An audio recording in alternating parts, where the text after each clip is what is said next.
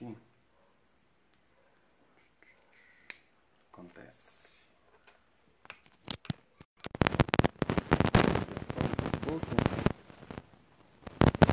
Agora deu, né? Tá faltando um cabinho aqui. Ver se o enquadramento aqui tá certo. Então tá. Então é isso, gente. Aqui consertamos o microfone aqui. Tinha esquecido de um cabo. Tecnologias. Então, vamos dar início aqui ao nossa programação de hoje. Eu ia falar que amanhã de manhã cedo, então a gente tem a nossa meditação dominical, matinal com Dhira Chaitanya, no dia D. E amanhã à noite, amanhã com Dhira Chaitanya de manhã 8h30 e com Nrisimhananda, amanhã à noite é o curso da Bhagavad Gita que ele está dando. Amanhã vai ser falado sobre capítulo 9, né? Capítulo 8, desculpa, do capítulo 8, amanhã à noite, 19h30. Então, vamos começar aqui.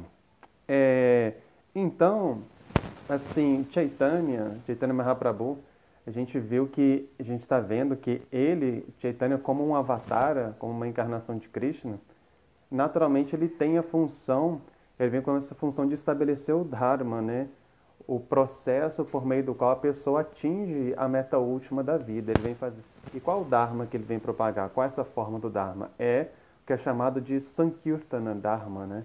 É o Harinama Sankirtana, é o canto dos santos nomes de Deus como o meio mais apropriado para se atingir a perfeição nessa era de Kali.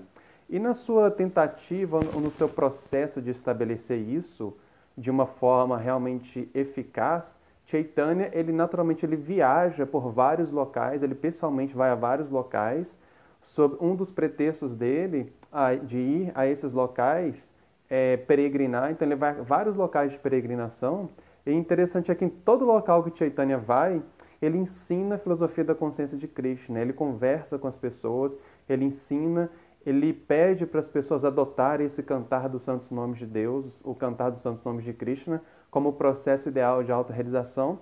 E naturalmente, ele, por ser a pessoa de Deus, o próprio Ser Supremo, ele consegue fazer isso. Então a gente vê que onde ele vai, onde Chaitanya vai visitando, vai peregrinando, ele vai convencendo, mostrando a muitas pessoas que esse processo é o processo ideal, é o processo assim, que ele realmente tem muito respaldo nas escrituras, é um processo de aplicabilidade muito prática e que traz um resultado assim também muito óbvio, muito tangível, muito visível, assim, de maneira muito imediata. Então Chaitanya, quando ele está viajando nas suas peregrinações, ele vai em vários locais que ele visita, ele encontra grandes personalidades. Ele encontra assim, pessoas que geralmente são pessoas muito sábias, possuem muitos seguidores. Algumas dessas pessoas, inclusive, são representantes de algumas das tradições, algumas das sampradayas, de alguma religião. E na conversa com essas pessoas, Chaitanya também consegue, de alguma forma, mostrar para essas pessoas a validade, assim, como que o processo de Bhakti que ele está trazendo, através do cantar dos santos nomes, é a maneira, assim, realmente, digamos assim, reformulada, mais ideal para todas as pessoas praticarem o seu processo de conexão com Deus. E então a gente vê que nesse processo dele de viagens, desse processo de peregrinação que ele faz assim, pelo continente, pela Índia ali, a gente vê que ele encontra com muitas pessoas e ele não só convence muitas pessoas a respeito disso, como ele também, de alguma forma, ele converte algumas pessoas, no sentido assim, de realmente mostrar para elas que certos aspectos daquilo que elas estavam seguindo possuíam equívocos, e ele mostra, ele dá a misericórdia dele, ele mostra como que esse processo de Bhakti é realmente puro, é realmente muito elevado, e as pessoas entendendo isso, elas se convencem disso, e acabam se convertendo também. Então, Chaitanya, nessa tentativa realmente assim, de estabelecer o processo de Bhakti por meio do Harinama Sankirtana, ele faz esse processo de viagem para vários lugares e ele vai conseguindo assim, mostrar para multidões de pessoas realmente a aplicabilidade assim, desse processo, a validade desse processo. Então, é muito importante que Chaitanya tenha feito isso. Ele pessoalmente foi e falou com muitas pessoas, conseguiu convencer principalmente líderes, e esses líderes influenciaram muitas pessoas também depois a adotar esse caminho, assim, esse processo tão sublime da consciência de Krishna, do cantar dos nomes, dos mantras, que são os próprios nomes absolutos e transcendentais da divindade, né? Então a gente vê assim que quando Chaitanya vai para o sul da Índia tem muitos locais sagrados. Na Índia toda tem muitos locais sagrados. Acontece que no sul tem uma especificidade, é que o sul, a tradição, de alguma forma, ela se preservou mais do que o norte da Índia, porque pelo norte a Índia tem muito contato, tem muitas fronteiras com outros países, e ao longo da história a gente viu que a Índia ela sofreu uma série de invasões, foi colonizada por diferentes povos, né? E aí isso fez o quê? Fez com que a cultura dos colonizadores entrasse ali na Índia e fossem agregados também com a cultura local. Então acabou que muitos aspectos das tradições que existiam ali originárias, digamos assim, ali da Índia, elas acabaram sofrendo influência, se transformaram, acabaram agregando vários pontos assim culturais da cultura, das tradições que vinham com os colonizadores. Como o Sul como essas invasões geralmente elas eram feitas por terra e elas vinham do norte, o sul, como estava lá muito mais longe, porque a gente vê que a Índia não é um país tão pequeno assim, então de alguma forma a colonização ficava mais forte, mais evidente no norte.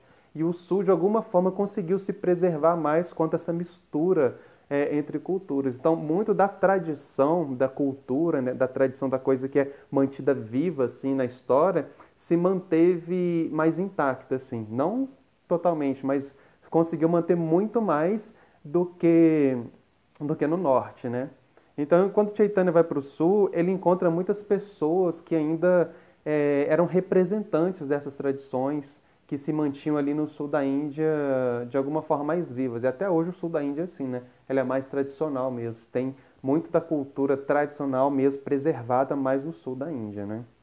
Então Chaitanya fez isso. E a gente vê que ele visita vários locais sagrados. E é dito que esses locais sagrados que Chaitanya visita, os acharyas falam que ele vai, ele como sendo o próprio avatar, a própria pessoa de Krishna, quando ele vai a esses locais sagrados se tornam purificados, mais sagrados ainda pela presença de Chaitanya, porque é a própria pessoa, o Supremo, próprio Deus, que está pisando naquele local sagrado ali. E das atividades ímpias, né, que as pessoas deixam nesses locais quando elas vão ali para se purificar, Chaitanya vai e purifica esses locais. E outros locais que antes não eram sagrados, considerados sagrados, quando Chaitanya visita esses locais também se tornam locais de peregrinação, locais sagrados, onde a própria pessoa de Deus realizou as suas atividades, os seus passatempos, né? Então eles acabam se tornando sagrados também. A gente vê o quê? Uma informação que os acharyas dão é que no sul da Índia, uma grande parte, se não a maioria, dos Vaishnavas, dos devotos de Vishnu, que eram mais tradicionais, estavam ali, tinham a tradição mais preservada no sul da Índia, eles eram adoradores de Ramachandra. Eles tinham o foco da devoção deles direcionada para Ramachandra. E quando Chaitanya vai e visita esses locais e conversa com esses Vaishnavas, devotos de Rama, até com líderes, com os cabeças dessas tradições, ele acaba mostrando para essas pessoas que o ideal, em última análise, seria eles adorarem a Krishna. Então ele acaba convencendo a esses devotos de Rama a se tornarem devotos de Krishna, mostrando que Rama não é diferente de Krishna, mas que Krishna, em termos até de lila, possui atributos, manifesta atributos que Ramachandra não manifesta. Então, em certo sentido, Krishna ele é superior a Ramachandra, que o ideal seria eles adotarem ou cantar os nomes de Krishna e se devotarem a Krishna, em última análise, para eles atingirem a bem-aventurança última de uma relação que é mais variada com Krishna, né? Ele acaba mostrando isso, revelando esse aspecto da devoção que para eles talvez fosse desconhecido ou fosse não praticado ou talvez ignorado, assim, num certo sentido, não num sentido tão pejorativo, mas que eles não davam preferência para esse aspecto da devoção, mas sim um aspecto de devoção mais reverencial ao Senhor Ramachandra, né? Ele acaba mostrando isso também. Então, quando ele vai para o sul da Índia, essas viagens, essa peregrinação que Chaitanya faz, né? Um dos locais que ele encontra um mestre budista. A gente vê que o budismo também ele se preservou muito ali no sul da Índia. E aí ele encontra com o mestre budista e ele tem um debate com o mestre budista. O mestre budista fica sabendo dessa fama de Chaitanya, porque Chaitanya passa nos locais, ele realmente ele arrebata multidões, assim, é uma coisa assim que a gente não tem muita noção, mas a descrição assim dos diários, das fontes documentais que tem, é que ele realmente consegue convencer muitas pessoas a adotarem o Yuga Dharma, que ele vem promover, que é o Sankirtana, né? Harinama Sankirtana. E ele convence muitas pessoas disso, então ele se torna muito famoso. E principalmente porque ele debate com muitos pensadores, pessoas que eram influentes, porque ele tinha essa responsabilidade. Chaitanya ele tinha que estabelecer a filosofia que ele vinha trazer, a prática que ele vinha trazer, ele tinha que estabelecer isso também, entre outras coisas, sobre bases filosóficas muito firmes. E ele fazendo isso, o que ia acontecer? Ele fazendo isso perante a sociedade ia ver, principalmente os grandes líderes e pensadores iam ver que o movimento dele era um movimento realmente fidedigno, que as pessoas poderiam adotar, que era algo que estava de acordo com os Vedas, que não era uma tradição inventada, e isso ia mostrar, então, que as pessoas poderiam adotar como algo que ia promover eles à meta última da vida, que não era uma interpretação, uma interpolação, uma deturpação do conhecimento védico, conhecimento puro, mas sim que era uma renovação, era um olhar, e na verdade um olhar muito mais profundo sobre tudo aquilo que estava sendo praticado até então. Ele vem trazer um olhar muito mais íntimo da realização da verdade absoluta.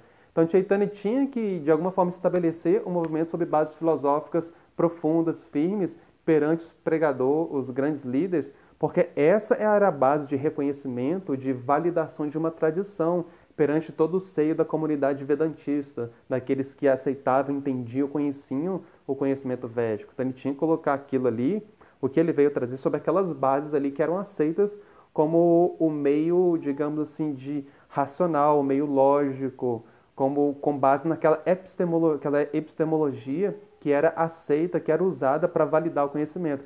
Então Chaitanya fez isso.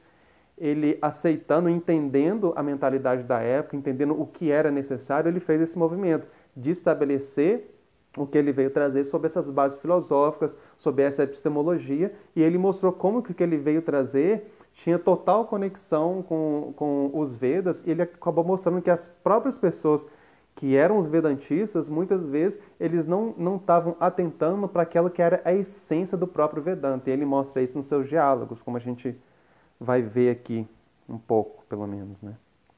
Então, com o budismo, a gente sabe que o budismo ele não é uma tradição que vem dos Vedas, né? É uma tradição que ela é toda construída com base no conhecimento védico, todos os conceitos são conceitos originários da tradição védica, mas é uma tradição que ela foi criada como um braço assim, heterodoxo, como uma tradição que ela bebeu ali na fonte dos Vedas. O próprio Buda, né, ele aprendeu muito com os Shramanas, que eram os grandes sábios que viviam na floresta, os grandes ascetas.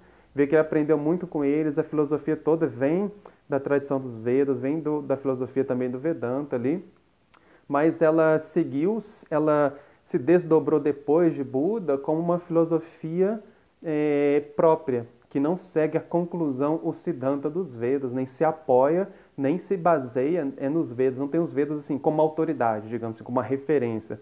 Só os conceitos são os conceitos comuns, porque a religiosidade, né, a espiritualidade, a vida, a existência, naturalmente naquele tempo, na cultura ali em questão, ela era pensada com base nos termos védicos, né? Então não tinha como você pensar a vida de uma forma diferente daquela ali. É o que existia em termos de linguagem, em termos de interpretação. Então, naturalmente, o budismo, ela surge como uma tradição ali, nascida daquele berço, mas que se desligou se desligou com a tradição dos Vedas, inclusive até negando os Vedas. Isso foi um dos princípios de Buda. Então, a gente vê que o Chaitanya, ele encontrou com um mestre budista, era um mestre budista que ele representava uma tradição budista específica, que aqui, no texto, no Chaitanya Charitamrita, não fala diretamente qual o budismo exato, qual tradição que ele representava, que aqui esse mestre budista representava. Só o que fala é que era um grande líder budista e que ele tinha muitos seguidores. E quando Chaitanya chega na cidade, esse mestre vem com alguns seguidores dele para debater com ele, né? Então, qual que é a ideia desse debate, né? Vamos lá.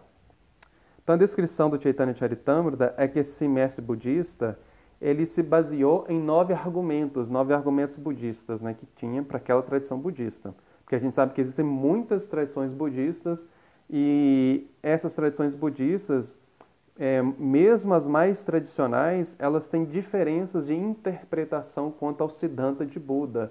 Porque a gente vê que os próprios primeiros textos de Buda que foram escritos, não foram escritos nem no Pali, que é o cânon mais antigo que a gente tem hoje, que foram escritos, na verdade, em Prákrita, né?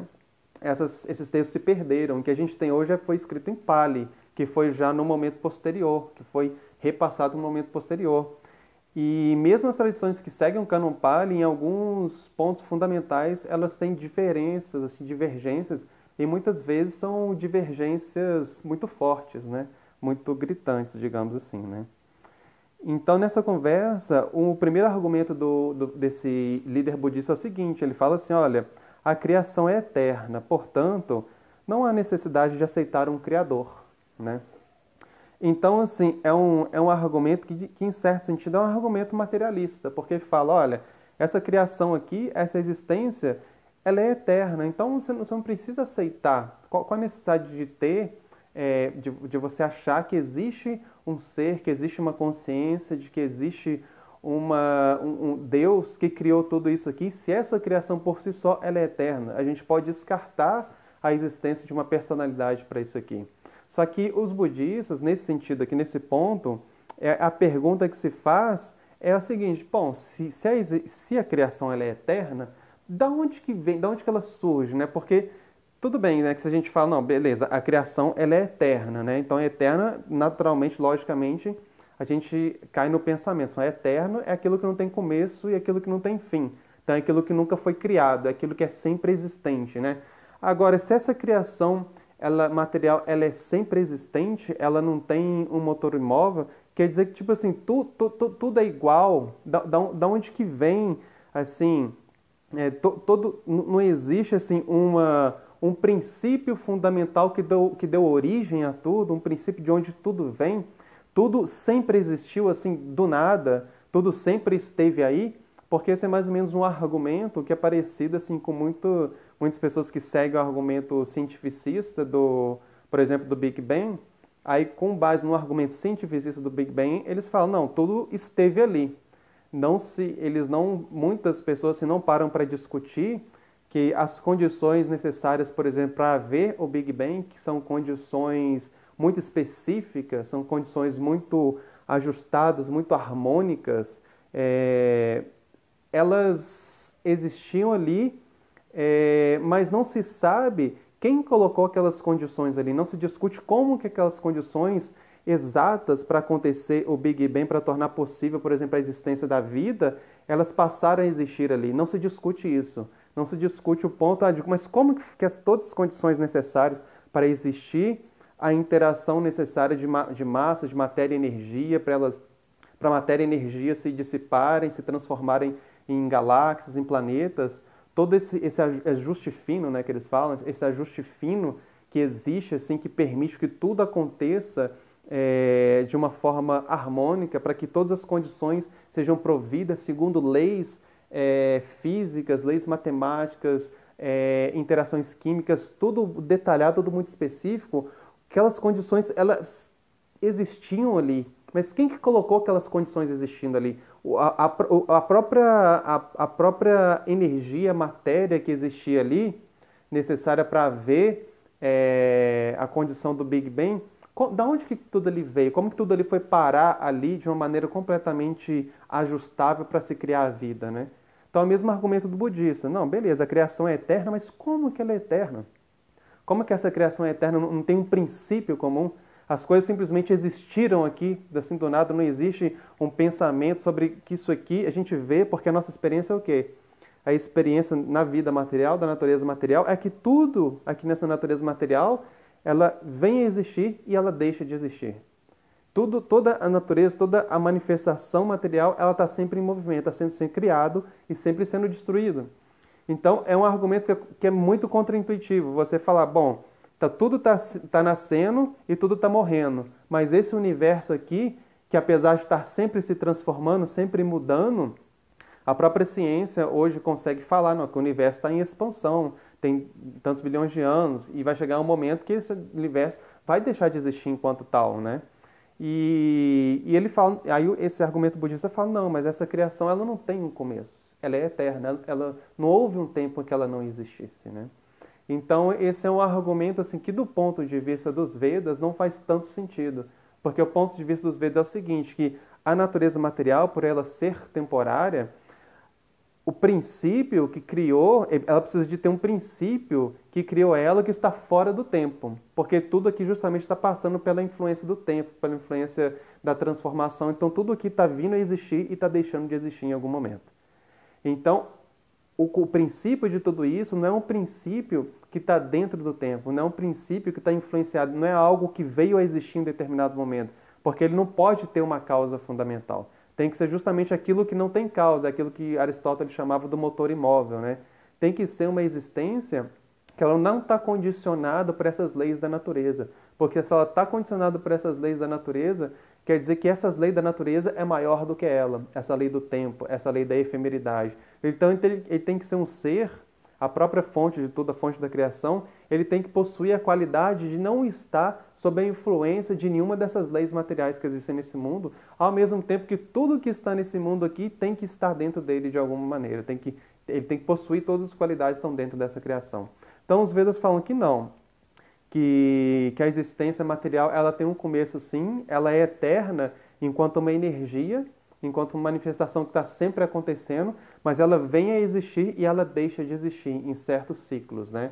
Então não é algo que existiu por si só, ela tem uma fonte, e essa fonte sim, ela é transcendental, ela é não nascida, ela é eterna, ela não tem começo, não tem fim. Agora a matéria não, a matéria, tudo que a gente vê na matéria é que é justamente, ela está sempre se modificando, ela está sempre, tudo que é criado, ele é destruído, tudo aqui está sob a influência do tempo. Então tudo aqui tem um princípio e tem um fim. E o argumento do budismo fala, não, a criação é eterna. E quando você fala que a criação é eterna, você está falando que a matéria é eterna. Você está falando que a matéria é eterna, para que existe um Deus? Qual a necessidade de você pensar que existe uma realidade transcendente, uma realidade que é metafísica, uma realidade que está além dessa manifestação material? E se a criação material é eterna, então quer dizer que não existe uma realidade espiritual, não existe uma realidade onde você onde você experimenta uma existência fora desse corpo material, né? Então ele fala, bom, apesar da criação ser eterna, a manifestação cósmica é falsa. Então, assim, os Vedas falam que essa manifestação cósmica ela é falsa enquanto não se vê a relação dela com a fonte de onde ela veio. Então, como o budista, por exemplo, ele não entende que essa criação tem uma fonte que é eterna, naturalmente ele vai entender que a efemeridade do cosmos, por ser algo que está sempre mudando, está sempre em transformação, ela também é uma ilusão, é uma coisa que é falsa. Esse mundo é um mundo de formas, é um mundo que está sempre se transformando. Em um momento, uma pessoa em outro momento ela já não é mais, ela já deixou de existir, ela já morreu, ela já perdeu aquela identidade ela só existiu durante um curto período de tempo na existência. E o que os Vedas falam é que essa transitoriedade, essa efemeridade, ela realmente é falsa. Isso torna essa manifestação cósmica falsa. Mas quando você entende que essa manifestação cósmica, ela é uma energia, ela é uma parte do Criador, é uma energia do Criador, você começa a entender que ela possui a sua verdade. Tanto que o termo usado nos Vedas para isso é tátua.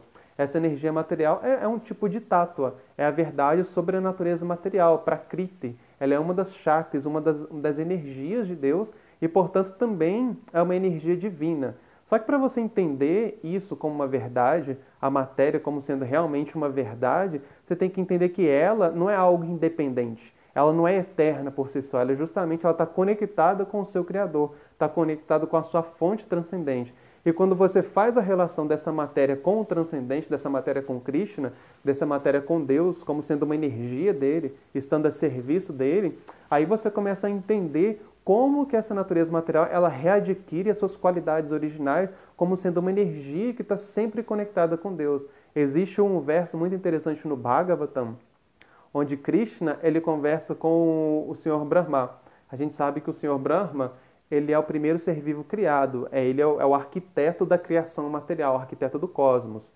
E aí, quando o Senhor Brahma vai criar Krishna chega para ele e fala, olha, dá várias instruções para ele, e numa das instruções, que é resumida em 4 versos, são os 4 versos essenciais do Bhagavatam, ele fala, tudo aquilo que você vê, Brahma, que não tem relação comigo, isso justamente nesse momento, a minha energia ilusória está se manifestando. Ou seja, não existe nada que não tenha relação com o Supremo. Porque se a gente está falando de uma verdade que é absoluta, que Deus é absoluto, quer dizer que ele é aquela verdade que está por trás de todos os fenômenos. E se você entende essa verdade absoluta, se você conhece ela, se em última análise você tem a percepção dela, todos os fenômenos desse mundo você vai ver como relativo a essa verdade única, absoluta, que está por trás de tudo, que está permeando tudo, que está sustentando e dando real sentido para todas as nossas experiências. Então, os Vedas falam, não, esse mundo ele é ilusório quando você vê que não tem relação com Deus. Aí você vai estar encarando essa natureza material justamente como uma fonte de apropriação. Você vai olhar para esse mundo como um mundo de recursos, onde você vai poder empregar os seus sentidos com os objetos e poder extrair prazer dele, poder extrair benefícios. Nesse momento você está tentando se apropriar de algo que não é seu, de algo que justamente possui um controlador supremo. Você vai tentando controlar aquilo que já é controlado por alguém.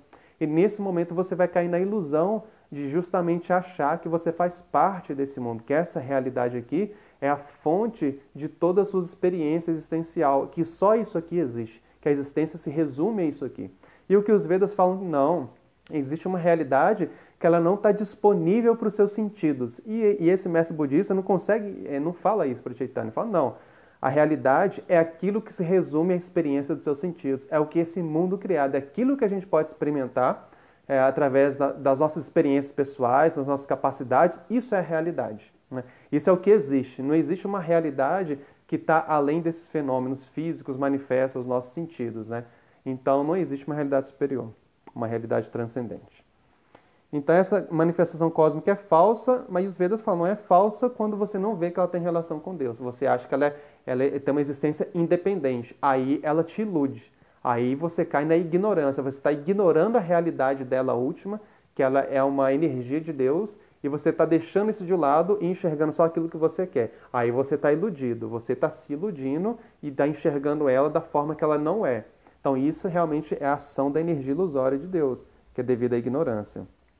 Aí outro argumento, terceiro argumento budista, ele fala, eu sou, ou seja, o ser é a verdade, ou seja, é algo mais ou menos indefinido, isso é a verdade é aquilo que é, só que aquilo que é não pode ser descrito de nenhuma forma, você tem que experimentar, esse é o ponto, né? Então não existe, a gente vê que não existe uma definição clara do que é esse ser, isso você pode experimentar, e quando você fala que você experimenta, que é algo que você tem que experimentar, isso cai justamente num obstáculo, que pode ser um obstáculo muito grande, que é a subjetividade. Você vai ter a sua experiência de ser, e aquilo ali, que só você vai saber o que é, você não vai poder traduzir em palavras, é uma experiência completamente individual, não vai existir um parâmetro lógico, um parâmetro objetivo para poder ser discutido, por exemplo, para poder saber identificar se uma pessoa realmente teve experiência daquilo que é ou não. É aquilo que só você pode saber através da sua experiência própria. Então cai muito no campo da subjetividade. Então, então já que não existe essa definição do que é, eles falam o ser, né? Ser é a realidade, né? Esse é um dos argumentos dele. Porém, não existe uma definição nem clara, assim, por exemplo, se o ser vivo possui, por exemplo, uma alma espiritual. A gente vai ver que tem tradições budistas que falam que sim, que existe uma alma espiritual. E tem tradições budistas, as mais tradicionais, a falar que não. E vão para a teoria do anátema. Não existe um átema, não existe um eu, não existe um ser. Você não tem uma experiência, você não tem uma existência, um estado em que você ainda tem consciência de alguma coisa. Inclusive, você não pode definir consciência. Porque um dos discursos de Buda, que estão descritos no texto mais antigo que tem sobre o primeiro discurso de Buda, ele fala justamente que uma das coisas que não é a alma espiritual é a consciência. Ele vai descrevendo tudo aquilo que não é a alma. E a partir desse discurso que Buda dá, ele fala, olha, Os objetos dos sentidos, isso não é Atma. Consciência, isso não é o Atma, não é o eu. Os sentidos, experiência dos sentidos, isso não é o Atma. A mente, isso não é o Atma. Então ele fala tudo aquilo, mostrando que tudo aquilo ali que ele está descrevendo, aquilo ali não é o Atma. Aquilo ali não é a alma espiritual, aquilo ali não é o eu. Mas ele não afirma que nada é a alma também. Ele só vai descrevendo que tudo aquilo ali não é espiritual, tudo aquilo ali não é transcendental. Então, a partir disso, a tradição budista forma a sua filosofia do anátema, que é uma teoria muito forte dentro do budismo, que é aceita por muitas tradições budistas, principalmente as mais tradicionais, de que anátema, não existe alma, não existe um eu, não existe um self, não sobrevive após. Então a gente vê que a filosofia impersonalista de Shankara traz o Atma, já traz o conceito de eu. O eu, ele existe, o Atma, ele existe, ele é Brahman, ele é de natureza espiritual. E ele é pura consciência, ele é Sat, Chit e Ananda, ele já qualifica, né? E ele tem a sua experiência, quando ele se ilumina, o ser, ele se funde, ele se torna de novo parte do Brahman Supremo, do Espírito Supremo, que é Sat, Chit e Ananda. Agora, na filosofia budista não tem uma descrição filosófica, elaborada, racional, lógica sobre a natureza da transcendência, porque Buda não descreveu sobre isso, né? Então a gente vê a dificuldade de uma tradição que não tem guru, shastra e sadhu, de tentar elaborar, criar uma filosofia com base em poucas palavras foram ditas pelo seu líder e pelo seu criador, fundador, digamos, aquele que é a inspiração para fundar a religião. E a gente vê como que com base em poucas palavras, muita filosofia, muita tradição é criada, né? E é seguida pelo desdobramento de algumas palavras. E a gente vê que muitas coisas, às vezes, são criadas e muitos ensinamentos, muitas palavras são colocadas na boca, por exemplo, de Buda, sem Buda ter realmente falado aquilo, né? Então ele fala, eu sou é a verdade, o ser é a verdade. E os Vedas falam que não é simplesmente o ser, é que o ser é o Atma. O Atma, ele possui qualidades, possui atributos, né? Não é simplesmente uma coisa indefinível. Existe, segundo a revelação dos Vedas, o Atma, ele vai ser conhecido realmente através da experiência, mas através da consciência, através da filosofia da razão, você tem um entendimento também do que ele é. Então você também entende através da razão, aprende através da lógica, para você aceitar aquele conhecimento ali, não simplesmente seguir, dependendo simplesmente de uma experiência muito profunda que você vai ter e que, em última análise, vai ser subjetiva. Existe todo um raciocínio lógico, uma filosofia lógica, racional construída, para você poder se basear nela e ver qual é a aplicabilidade dela também na sua vida prática, como que ela dialoga com a sua vida, como que ela é possível dentro de certos parâmetros, para você também poder se debruçar sobre ela, poder realmente se aprofundar nela com mais propriedade, com mais fé, com mais convicção também. Se você tem a ferramenta da inteligência, do conhecimento, ela também pode e deve ser usada para entender esses elementos que são transcendentais. Por mais que essa não seja a realização última da experiência transcendental, que isso vai ser vivido justamente no plano transcendental, mas a sua consciência, a sua inteligência também, ela vai ser usada como uma ferramenta para interagir com essa realidade, para entender ela. Também vai ser algo que não vai ser descartado aqui. Você vai usar justamente da forma mais apropriada possível, que é para entender esses pontos mais elevados, né, da existência. Então, o quarto argumento ele fala, existe repetição de nascimento e morte, exatamente. Isso é um conceito fundamental dos Vedas, é o conceito de samsara, que está ligado ao karma, né? É a reencarnação. A alma espiritual ela passa por nascimento e morte. Agora, que no conceito budista não tem conceito de alma espiritual.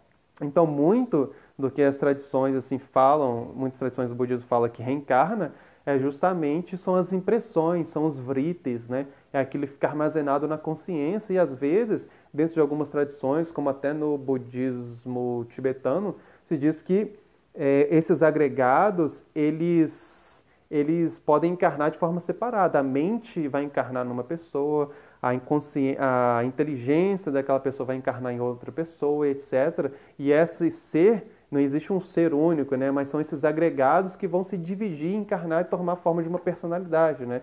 Então, é uma filosofia assim, muito difícil de ser entendida, compreendida de forma lógica, assim, de forma realmente categórica, né? Porque quando a gente está falando de personalidade, se a gente está falando que uma consciência vai tomar forma e encarnar numa personalidade, mas aquele outro lado da mente encarnou em outro, então como que esse aqui vai ser desprovido de mente, aquele ali vai ser desprovido de inteligência, sendo que a inteligência encarnou em um e a mente encarnou no outro, né?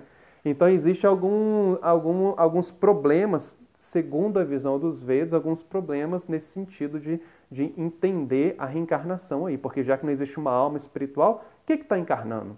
Se o corpo ele é efêmero, ele morreu, o que está passando de um corpo para o outro, está tomando nascimento? Se não existe uma alma espiritual que está carregando, se não existe um ser, uma consciência que é responsável por aquele agregado do karma ali e que está carregando aquela bagagem de karma de um corpo para outro, num ciclo de reencarnações, o que é que tá reencarnando? Como que o karma ele é guardado?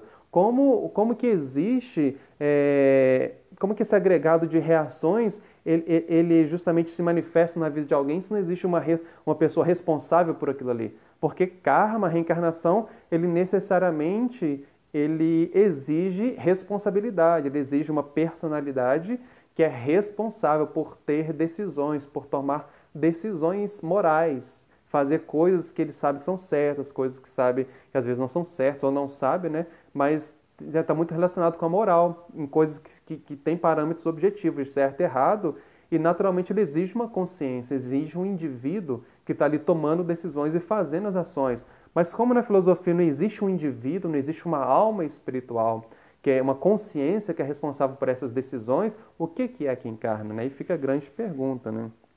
Mas existe repetição de nascimento e morte, com certeza.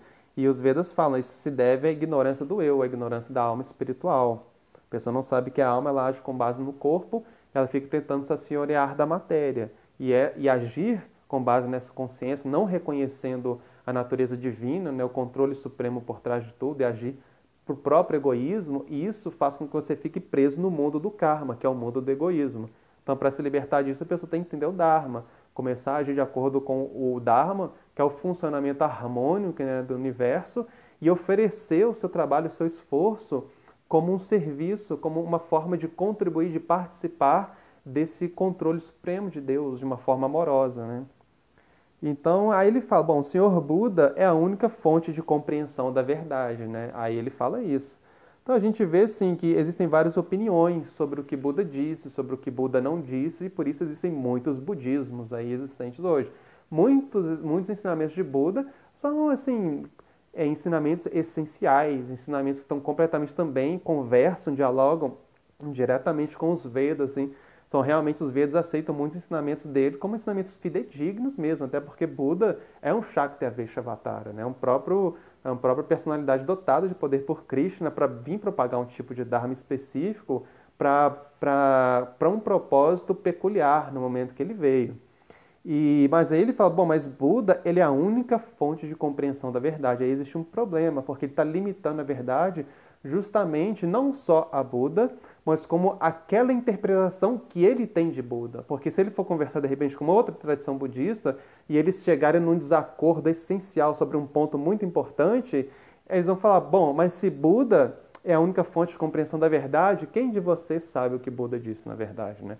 Então, o grande ponto é o seguinte, os Vedas falam, não, os Vedas se baseiam em Guru, Shastra e Sadhu. Então, tem a revelação que é o conhecimento que é transcendental, que é diretamente dado por Deus. Ele revela isso pessoalmente na forma dos avataras, na forma dos grandes santos, sábios, místicos, que recebem esse conhecimento dentro do seu coração.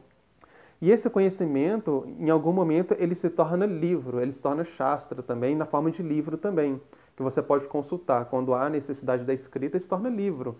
E quando ele é escrito, a gente vê também que os sadhus, que são os sábios eles preservam esse conhecimento puro ao longo das épocas, ao longo das gerações, para que esse conhecimento não se perca, não se deturpe e as pessoas possam ter acesso ao mesmo conhecimento original, puro, transcendental, como era no princípio. E o Guru, o que ele vai fazer? O Guru vai pegar todo esse conhecimento preservado pela tradição dos sadhus e mostrar para os discípulos como que ele vai aplicar da melhor forma na sua vida, mostrar como que aquele conhecimento que é puro, que é transcendental, que não pode ser acessado só com o poder dos seus sentidos, com a capacidade dos seus sentidos, da sua mente, da sua inteligência. É um conhecimento que você tem que receber porque ele vem de fora, ele vem da realidade transcendental, é o conhecimento sobre a eternidade, né? É aquilo que existe eternamente, não é um conhecimento que foi criado aqui, que foi falado aqui nesse mundo. É um conhecimento eterno, que sempre existiu. Não tem começo, não vai ter fim. É a informação do que existe no mundo espiritual. Então, é um conhecimento que vem, que é trazido para cá, que é um mundo temporário.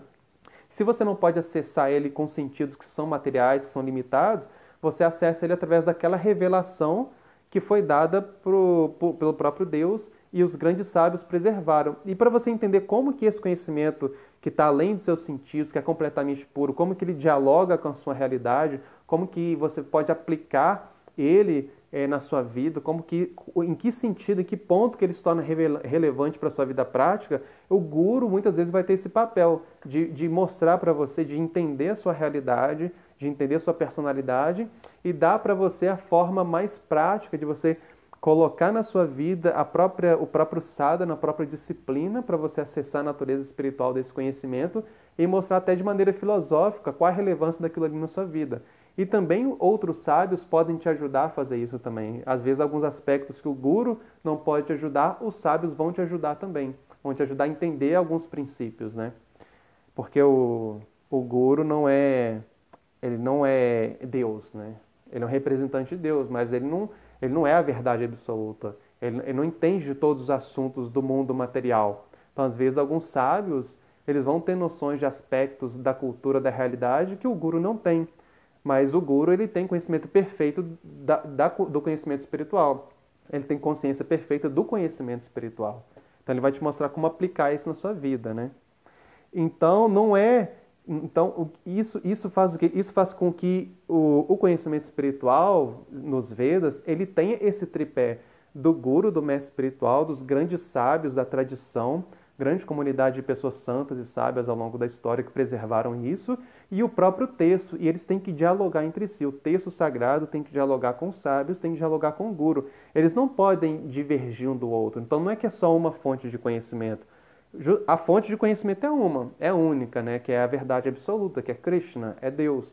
Só que o meio da gente acessar essa verdade absoluta são basicamente três, que é o mestre espiritual, os sábios, as pessoas que estão praticando seriamente, né, aquilo ali, nas quais você acessa, através das quais você acessa o conhecimento espiritual, e os próprios textos, os próprios Vedas, os próprios textos sagrados.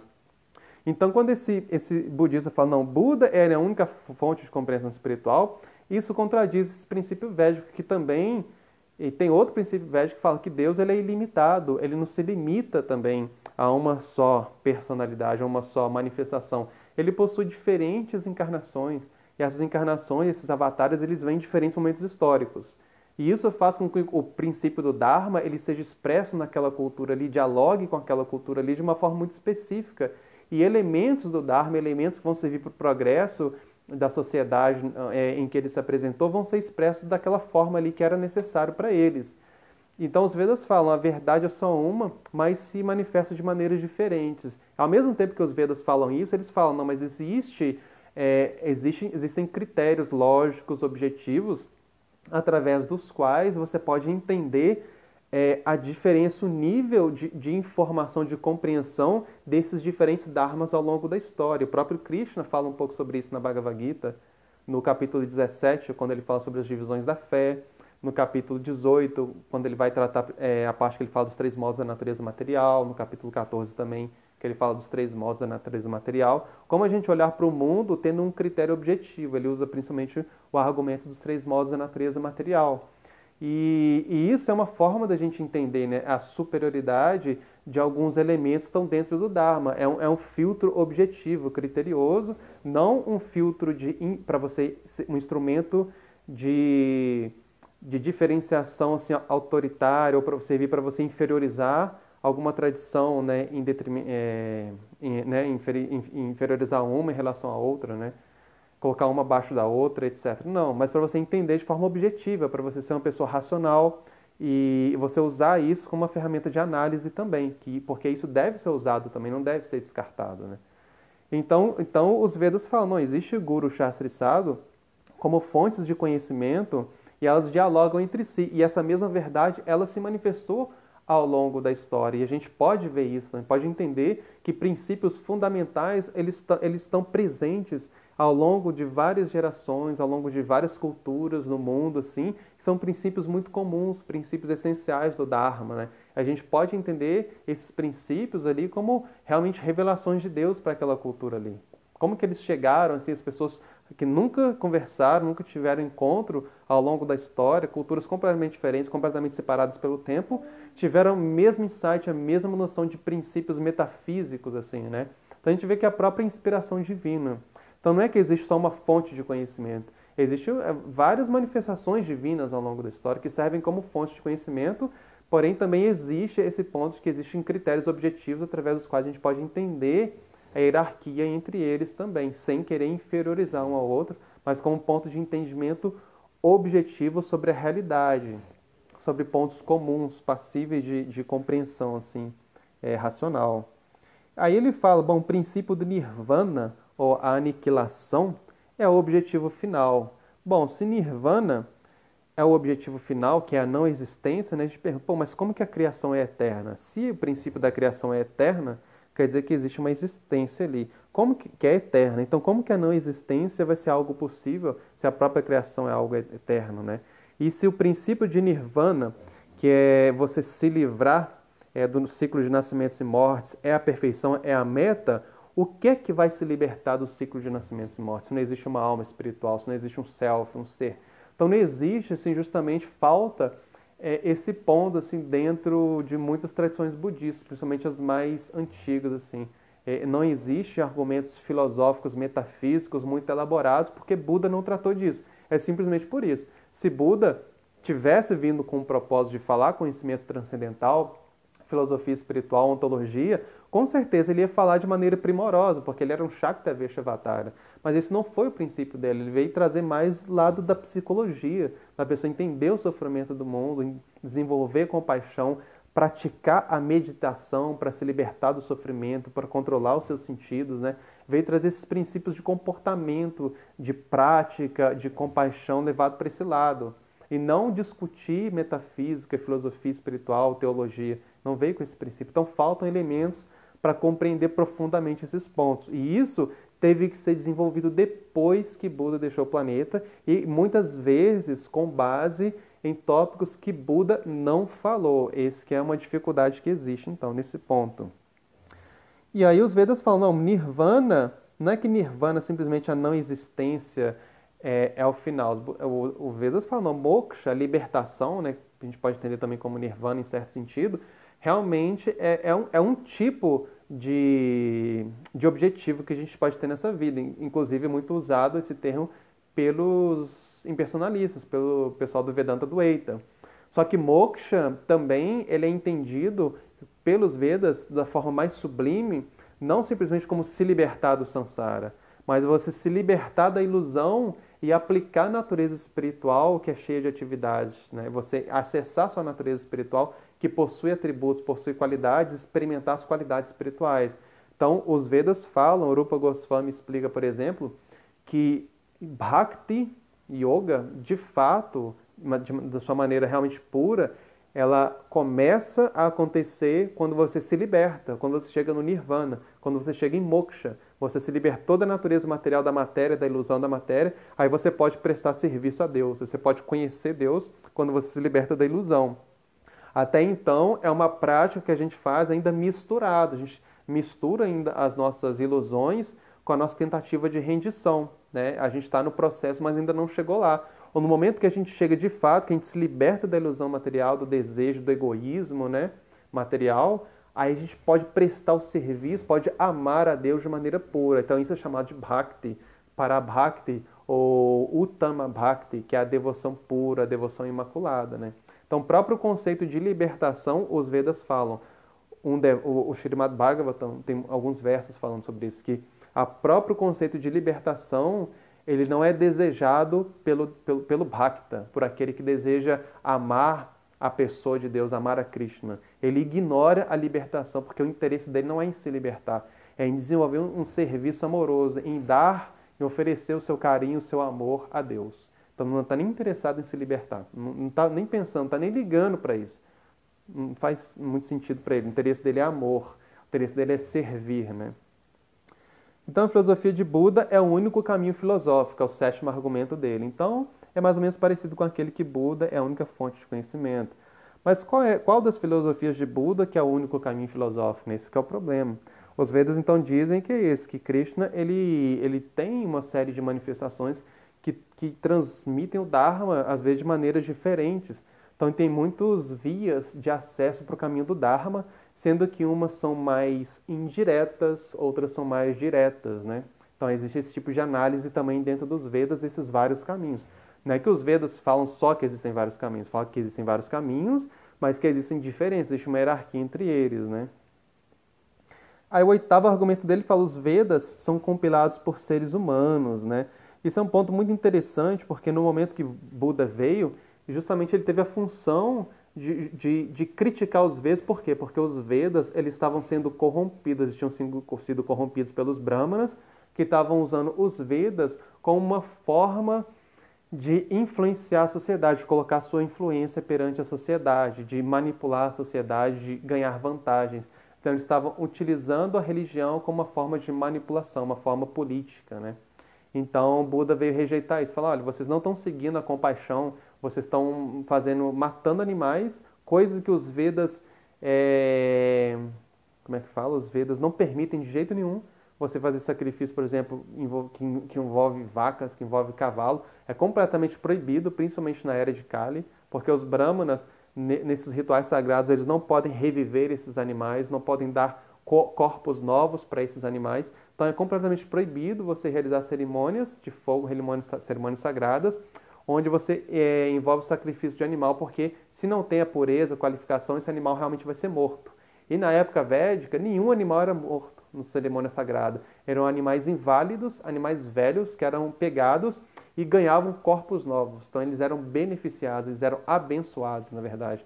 Então os brahmanas, na época de Buda, estavam fazendo essas cerimônias sem a pureza, sem a qualificação, coisas que os próprios Vedas já tinham condenado, falado que na Kali Yuga não é possível realizar cerimônias. Eles continuaram realizando essas cerimônias por questões políticas, questões sociais, e para impor a sua posição no mundo, garantir a sua posição na sociedade, eles se colocaram ali como realmente os brahmanas, os sacerdotes, a cabeça da sociedade, aqueles que eram responsáveis pelo conhecimento, e se colocaram ali então como autoridade. E então Buda ele veio rejeitar essa corrupção dessas pessoas que estavam usando a pureza dos Vedas para se autopromoverem perante a sociedade. Então utilizando isso de forma materialista e usando o Dharma para agir de forma contrária ao Dharma. Então Buda viu: não, eles estão explorando o Dharma em nome do seu próprio egoísmo, né? Agindo de forma contrária ao Dharma. Então Buda teve que falar para as pessoas rejeitarem os Vedas, porque os Vedas estavam promovendo sacrifício de animais, para que as pessoas parassem de colocar força nos Vedas, parassem de alimentar o ego, alimentar a força desses brahmanas, para eles poderem parar de sacrificar animais, pararem de gerar um karma tão pesado para eles, até para a sociedade em si, para os próprios governantes, né, para quem estavam realizando aqueles rituais muitas vezes, porque tinha muito essa questão do acordo entre os brahmanas, né, e os governantes, né, os brahmanas que serviam, que eram consultados pelos governantes, né, como seus ministros. E Buda veio: não sigam os Vedas, olha o que eles estão fazendo. Então Buda teve que desacreditar os Vedas para parar o sacrifício de animais. E a gente vê que depois, em seguida de Buda, vem quem? Vem Shankaracharya. Shankaracharya vem estabelecer o Vedanta, estabelecer os Vedas com uma base filosófica profunda, para os Vedas voltarem a ocupar o seu lugar de prestígio, o seu lugar de direito na sociedade, que é os Vedas, é o conhecimento com base numa filosofia sobre a alma, filosofia sobre Brahman, filosofia sobre espírito, com toda a sua base de compaixão, toda a sua carga relacionada com misericórdia, relacionada com compreensão da natureza da alma espiritual, e vem trazer isso sobre bases filosóficas profundas e fazer com que os grandes pensadores da sociedade então aderissem ao verdadeiro, digamos assim, a interpretação védica por meio do conhecimento, por meio de jnana, para que aquilo ali se tornasse o conhecimento essencial da sociedade. Então ele estabelece isso sob bases filosóficas, e os Vedas passam a ser aceitos de novo como um conhecimento realmente profundo, um conhecimento válido, um conhecimento racional, lógico, que faz sentido para as pessoas mais inteligentes e essas vêm influenciar o resto da sociedade depois. Então, Shankaracharya vem pregar o impersonalismo, o Adwaita, a tradição Mayavada, que tem uma concepção impessoal muito parecida com o que ficou conhecido como Nirvana budista. Então, por isso que o próprio Shiva, quando ele está conversando com Parvati, no Padma Purana, se não me falha a memória, ele fala, não, em Kali Yuga eu vou encarnar como um Brahmana para fazer um discurso muito parecido, que vai ser um tipo de budismo disfarçado, vai ser um tipo de filosofia mais ou menos materialista, para poder resgatar o prestígio dos Vedas que vão ter se perdido. Então o budismo ele teve que rejeitar os Vedas para parar com o sacrifício de animais, para desenvolver compaixão nas pessoas, e Shankaracharya pega os Vedas e explica eles da forma que são. Não, os Vedas têm compaixão nos Vedas, esse é um pilar fundamental do Dharma, e vocês têm que entender o que é o Vedanta de fato, o que é a filosofia espiritual que está por trás dos Vedas, que não é aquele conhecimento védico ritualístico e manipulado por aqueles brahmanas, por aqueles sacerdotes materialistas. Então, Shankaracharya vem e restabelece essas glórias dos Vedas. E depois vem os Acharyas Vaishnavas mostrando justamente, principalmente com Chaitanya, ele estabelece a devoção a Krishna, rasa, a devoção amorosa a Radha e Krishna, os sentimentos de amor, como a compreensão mais profunda que existe da realidade espiritual. Mas outros acharyas vieram antes de Chaitanya, né? Como Madhvacharya, Ramanujacharya, etc. Né? Nimbarkacharya. Então, sim, os budistas falaram que os Vedas realmente eram compilados por seres humanos, justamente por isso, porque Buda ele veio desacreditar os Vedas. Então existia esse argumento, mas a gente sabe que não. A gente sabe que os Vedas, eles foram originalmente falados, foram transmitidos, preservados, geração em geração. Existe, sim, uma tradição milenar do conhecimento védico que vem sendo preservado. Muitas coisas estão lá escritas nos textos, que foram eventos milenares. Alguns deles, assim, existem algumas poucas comprovações arqueológicas mostrando a validade daquelas histórias, e dentro dessas histórias existe a compreensão, existe explicitamente a compreensão de que aquele conhecimento ele é algo sobrenatural, ele foi trazido pelo próprio Deus, que o próprio Deus se manifestou aqui na Terra. Então, muitos achados arqueológicos comprovam essas histórias como fatos históricos, e dentro dessas histórias que se tornaram reconhecidamente fatos históricos por causa da ciência moderna, existe também no meio dessas histórias a compreensão, a descrição vívida de uma realidade superior que estava ali manifesta, do próprio Deus que estava ali presente, de uma própria consciência espiritual que era vivida naquela época ali, que era inclusive até a motivação de muitos aspectos daquela cultura que foi ali descoberta, né? Que foi descoberta pela ciência, comprovada pela ciência. Né? Então, não, os Vedas de forma alguma eles foram escritos por seres humanos, eles são mantidos por seres humanos iluminados.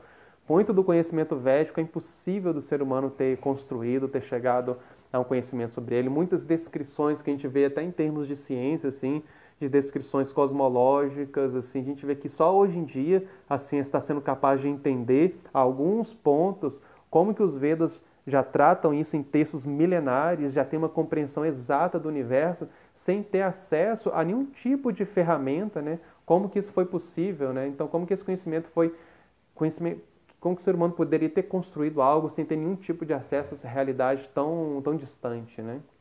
Então, está lá descrito. Vou só encerrar aqui no Instagram, que está acabando aqui, e já volto em 30 segundos, gente.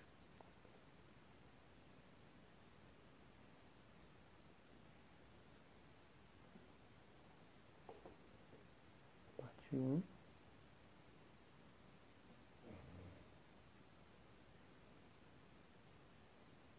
Além Vedanta.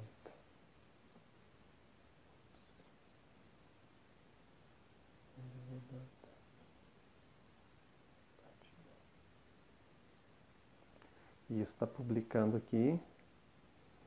Agora, terminar aqui na parte 2. Vamos ter que dividir hoje em duas partes. Não vai dar para falar tudo, não. Achei que ia dar para falar tudo hoje. Não passamos nem do primeiro budista aqui.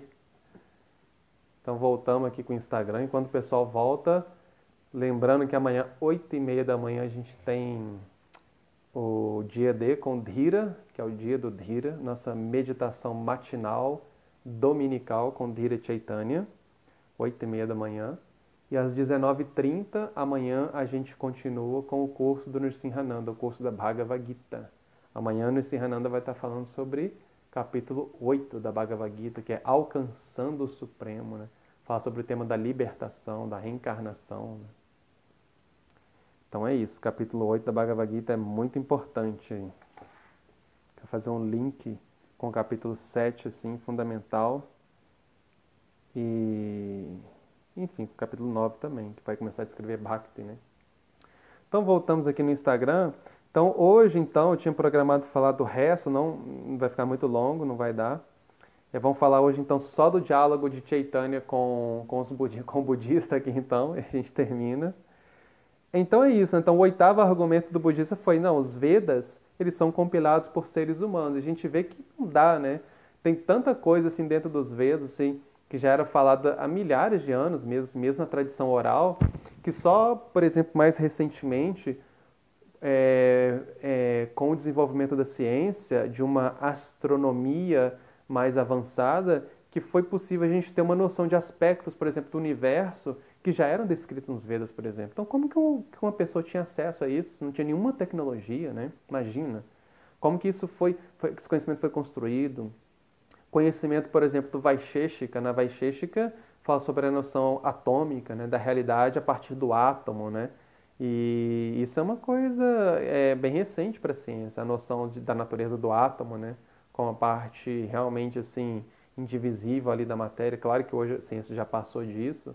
Existem outros aspectos do átomo que são conhecidos, até elementos que compõem o próprio átomo, mas a gente vê como que os próprios Vedas tinham noções, assim, em certos aspectos da realidade, se tratando só de um conhecimento físico, né? Nem estamos falando de coisas metafísicas, espirituais, transcendentais, não. Mas a gente vê como que é um conhecimento que não tinha como o ser humano ter acesso, assim, realmente é uma coisa mística, é um elemento místico na tradição dos Vedas. Então a gente vê que a filosofia, a ciência, assim, dentro de uma cultura que ela é regida pelos princípios védicos ali, não tinha muito essa separação de algo estritamente material, né, no campo científico, como a gente entende hoje, e estando completamente separado de um aspecto metafísico da realidade, né? A experiência mística, ela acontece simultaneamente. Ela une a realidade metafísica e a realidade física, né? Porque a gente vive no mundo físico, a gente tem um corpo material, uma mente, tudo isso aqui dentro do campo físico, sujeito às leis físicas da matéria, sujeito ao tempo, sujeito à gravidade, sujeito às leis mais sutis da matéria, como o karma. E a gente vê como que a gente tem experiências metafísicas dependendo dessa mente, desse corpo também, dos nossos sentidos, se manifestam assim. Então, a experiência mística, ele une a realidade metafísica com a realidade física, né? Então, a gente vê que grandes descrições são hoje tidas como científicas, né, pela ciência, assim.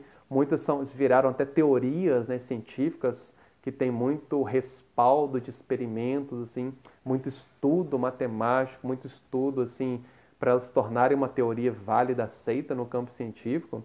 A gente vê que muitas dessas teorias, que é algo realmente importante, muito bem abalizado dentro da ciência moderna hoje, ela era entendida dentro da cultura védica também, mas sem ter esse crivo científico que a gente tem hoje, né? Então, como que isso era possível, por exemplo, né? Então, a gente vê que realmente não tem como os Vedas terem sido escritos, o conhecimento védico ter sido compilado por um ser humano, por uma pessoa, por pessoas, assim. Não foi. O próprio princípio védico fala que não, o conhecimento védico ele é paurucheia. Justamente ele não foi construído por um ser humano. Ele não é um conhecimento que ele diz respeito só à natureza desse mundo. Justamente ele une as duas experiências, a experiência desse mundo e a experiência do mundo espiritual. E também a gente vê a grande gama de pessoas que levaram esse conhecimento a sério, praticaram esse conhecimento dos Vedas, e a gente vê o grau que eles atingiram na sua vida, o grau de iluminação, de percepção da realidade, o ponto que eles chegaram aceitando esse conhecimento védico, colocando esse conhecimento védico na prática, entendendo, filosofando sobre ele, tendo uma compreensão matura dele, aplicando ele na sua vida de forma apropriada, e a gente vê o ponto que eles chegaram, as experiências descritas por essas pessoas. Então a gente vê tanta descrição de elementos místicos que as pessoas presenciaram, quantas experiências místicas que as pessoas tiveram através desses ensinamentos. Então, como que isso foi construído por um ser humano? Como que um ser humano foi capaz de produzir, né, saber que uma pessoa ia chegar naquela experiência mística, uma experiência realmente completamente sobrenatural, de uma forma racional? Como que a pessoa ia pensar nisso, né? Não tem como, né? Não tem condição, né? A gente funciona aqui para fora, nossa realidade material é completamente contra isso, é contra-intuitiva nesse sentido. Tudo está dialogando com a gente e convencendo a gente que a gente é esse corpo, de que nós somos a nossa mente, que as nossas experiências, nossas metas de vida são a realidade, são aquilo que a gente deve buscar. E quando a gente está falando de experiências místicas, são coisas completamente contrárias, que muitas vezes partem do princípio de que realmente nós não somos nem essa pessoa de que nós acreditamos ser, né?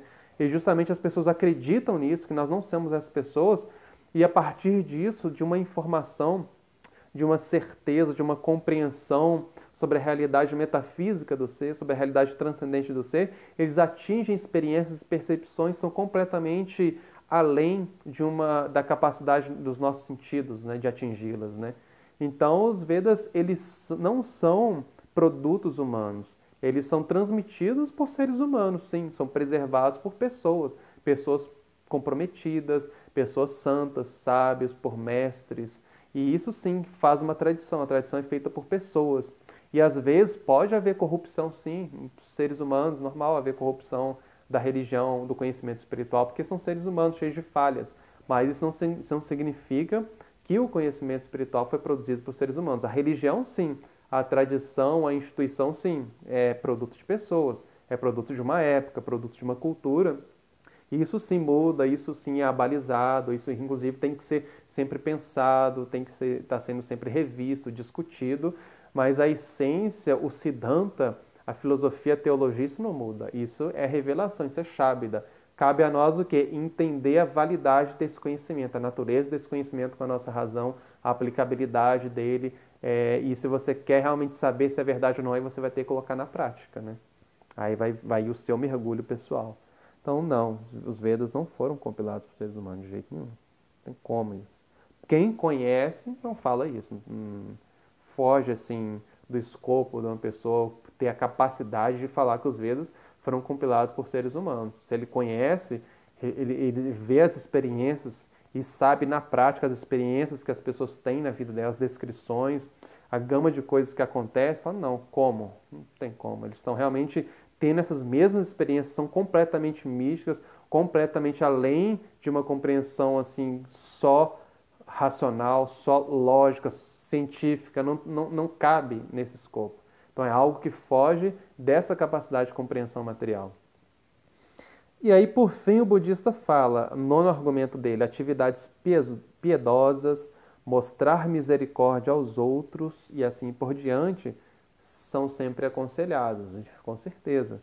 Krishna, na Bhagavad Gita, ele fala isso, né? Fala que sacrifício, como é que é? Austeridade, como é que é? Austeridade, sacrifício e...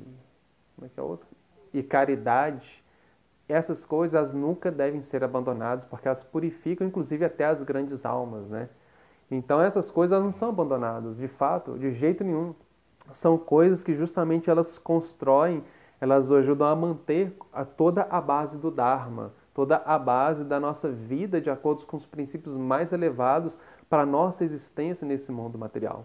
Então, demonstrar compaixão, que aqui ele está falando, atividades piedosas, misericórdia, é um dos elementos fundamentais do discurso, do que Buda vem ensinar. Ele vem mostrar compaixão, misericórdia, não só para os seres humanos, mas com todos os seres vivos, principalmente por causa dos animais que estavam sendo mortos em nome de uma deturpação que foi feita do conhecimento védico, as pessoas fazendo sacrifícios de forma completamente deturpada e matando animais fazendo sacrifícios. É uma coisa completamente no modo da ignorância, no modo da obscuridade.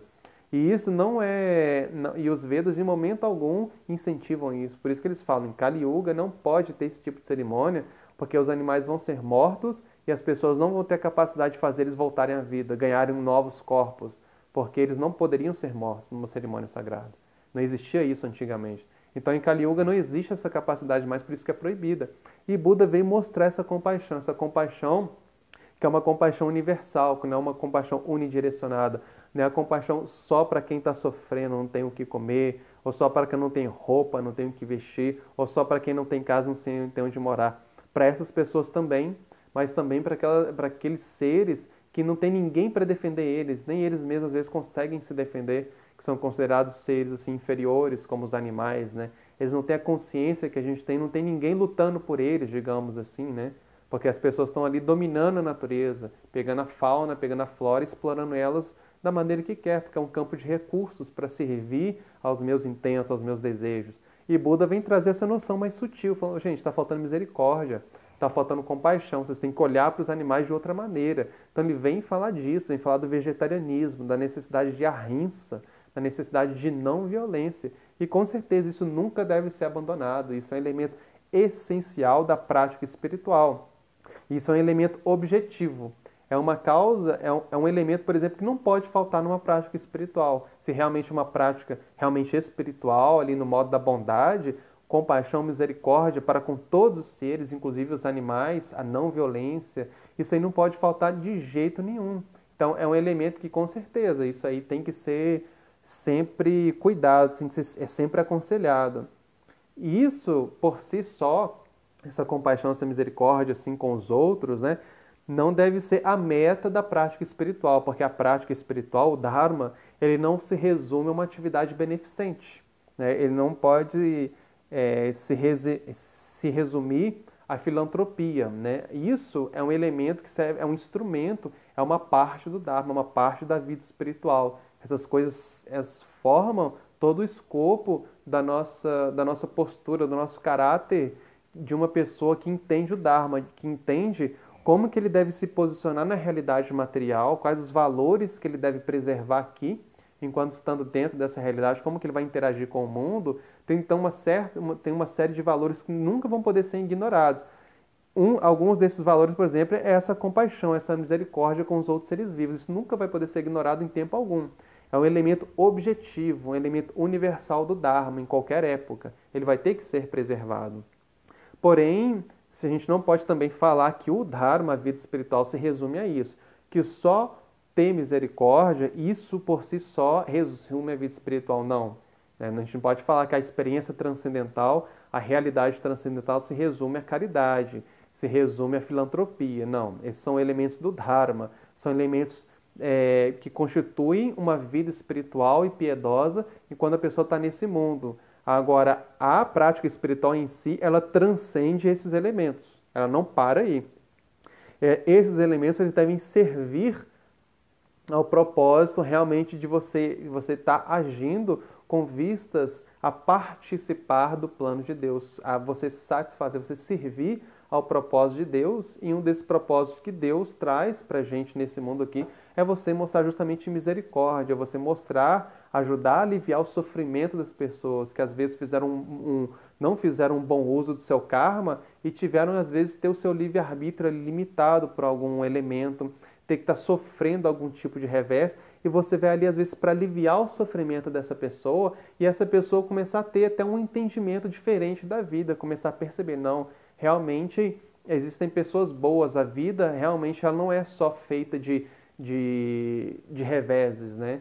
Existem pessoas boas e eu posso desenvolver confiança nas pessoas, eu posso reciprocar essa confiança que a pessoa me deu, essa bondade que a pessoa me deu. Não é só porque eu estou numa situação desfavorável que eu tenho que ser uma pessoa ruim, porque eu vi que existem pessoas boas que também querem me ajudar, que entendem o meu sofrimento. Então também eu posso entender o sofrimento de uma pessoa. Então isso pode levar a pessoa a despertar um sentimento assim, que vai levar ela a ressignificar o seu olhar sobre a vida.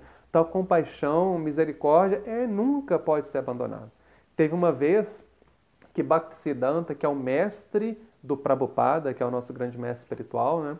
Ele estava fazendo peregrinação com seus discípulos na Índia, né? E aí tinha pedintes no meio do caminho e os discípulos dele, quase todos eram pessoas normais, assim, não eram monges, eram pessoas que tinham sua vida, que trabalhavam, como a gente, assim, né? Tinham suas responsabilidades, tinham filhos, tinham seu emprego, tinham seu dinheiro. E as pessoas não, e eles não estavam dando. Aí um discípulo falou com ele: olha, mas tem muitos pedintes aqui, né? Eles ficam, tipo assim, estão aqui, ficam pedindo dinheiro no Dama Sagrado, como se eles estivessem tendo. Eles estão aqui contaminando o Dama Sagrado, pensando em dinheiro no local sagrado, né? Aí Bhaktisiddhanta falou para eles: olha, se nem no local sagrado como esse vocês são capazes de mostrar misericórdia, de mostrar compaixão para essas pessoas necessitadas, como que vocês acham que vocês vão entender a consciência de Krishna? O que você acha que vocês estão fazendo da vida de vocês? Primeiro dharma de uma pessoa que trabalha é ela fazer caridade. E se ela vai no local sagrado que inspira ela a praticar o Dharma, ela não é capaz de cumprir o primeiro mandamento, o elemento essencial do Dharma dela, que é ser caridoso, que é ser misericordioso, como que ela vai fazer aquilo ali longe daquele local, se ele só consegue enxergar o lado material da existência mesmo no local sagrado? Então, Bhaktisiddhanta, ele era bem direto, assim, ele era bem pé no chão. Quando ele tinha que falar as coisas realmente assim para os discípulos e fazer eles enxergarem a verdade da forma mais dura, que era a forma que eles iam entender, ele fazia isso, né? Então ele falou isso com o discípulo. O que você acha que você está fazendo, né? Você não vai dar caridade para eles, eles são pessoas necessitadas. O que você está fazendo da sua vida então? O que você está fazendo com o seu Dharma se você não é capaz de dar caridade, né? Então realmente não pode ser abandonado nunca, é um elemento essencial da nossa vida espiritual também, vai ajudar a gente. Quando a gente está nesse mundo, a gente tem que se envolver com essas atividades mesmo. As pessoas dependem disso, né? Então a gente tem que ser caridoso, tem que praticar filantropia e entender que tudo isso faz parte também. A gente tem que conectar isso, entender racionalmente, filosoficamente, como que isso está ligado com a realidade espiritual, porque isso está essencialmente ligado com a realidade espiritual. E quando a gente faz isso com essa consciência espiritual, a gente acaba elevando automaticamente aquela prática nossa de caridade para um outro plano, porque a gente está vendo aquilo ali como parte de um serviço a Deus. A gente está servindo a Deus através da sua criação. E se a gente está vendo que uma pessoa necessitada é parte da criação de Deus, a gente está justamente servindo a Deus através daquela pessoa necessitada. E a gente está, então, participando justamente desse plano de Deus, que é satisfazer a vontade dele, né? Então, vou parar por aqui. Tinha mais algumas coisas aqui para falar, não desse diálogo, mas esse diálogo... Aliás, falta uma última parte, não do diálogo, da história.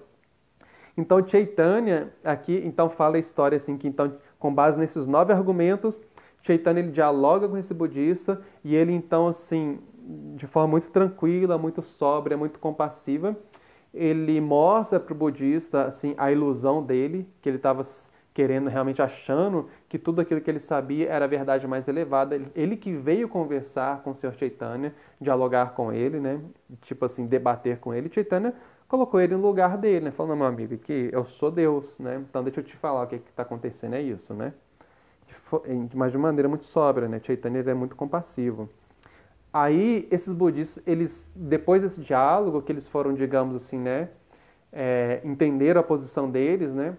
Que não era a posição suprema, eles foram embora e depois eles voltaram com um prato assim de alimento, falando que era um alimento que tinha sido oferecido a Krishna, um alimento que é chamado de Mahaprasada, que é aquilo que é oferecido a Deus no templo, é chamado de uma coisa que é completamente pura, completamente sagrada, aquilo que foi oferecido diretamente para Deus, para a deidade de Krishna dentro do altar ali. É uma coisa completamente pura, com alimentos no modo da bondade, feito com uma higiene assim de primeira linha.